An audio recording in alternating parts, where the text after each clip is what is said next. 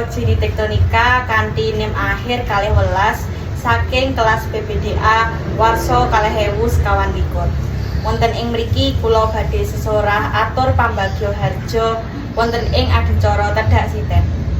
Assalamualaikum warahmatullahi wabarakatuh. Sugeng siang para rawuh ingkang kinurmatan. Ingkang satuhu dahat kinurmatan panjenenganipun para sesepuh sarta pinisepuh ingkang sinudarsana ing budi. Ingkang kinurmatan bapak-bapak, ibu-ibu, tangga tepalih sarta para kadhangsana ingkang kula tresnani. Saha para rawuh kakung sumawana putri lan para kanca ingkang bagya mulya. Murwakani atur sumangga kula dherekaken ngaturaken puji syukur konjuk dumateng ngarsa dalem Gusti ingkang Maha Kawasa awet sampun paring kathah kanugrahan satemah panjenengan sedaya dalesen kula saged pepanggihan wonten ing adicara syukuran sarta tedhak siten putra saking Bapak Nugroho kaliyan Ibu Larasati ingkang asmanipun Alfarezi kanthi kawontenan sehat wal afiat. Sholawat sarta salam ugi katut dumateng junjungan Nabi Agung kita Nabi Muhammad sallallahu alaihi wasallam ingkang tansah kita antu-antu syafaatipun wonten ing yaumul akhir.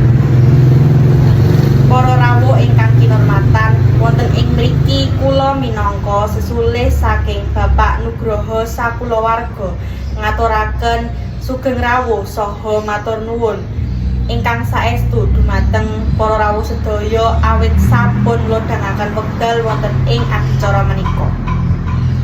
Adicara tedhak siten menika dipun wontenaken mligi minangka wujud syukur dumateng Gusti awit putra saking Bapak Nugroho lan Ibu Larasati sampun ngancik umur 7 sasi ingkang ateges sampun pitiwancinipun sinau mlampah.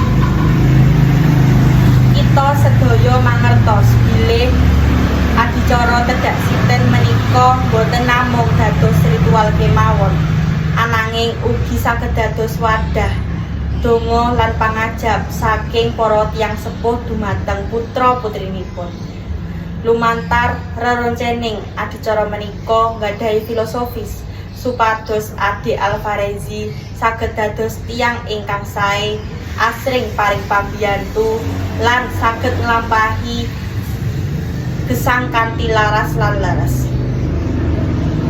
Para rawuh ingkang bagya mulya, kula ugi ngaturaken agunging panuwun dumateng sedaya pihak tangga tepalih sarta kulawarga ingkang sampun paring pambiyantu menika awujud materi menapa dene tenaga satemah adicara menika saged lumampah kanthi rancang.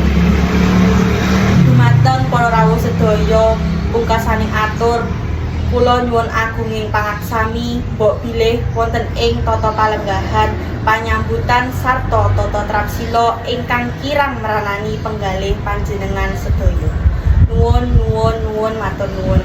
Wassalamualaikum warahmatullahi wabarakatuh.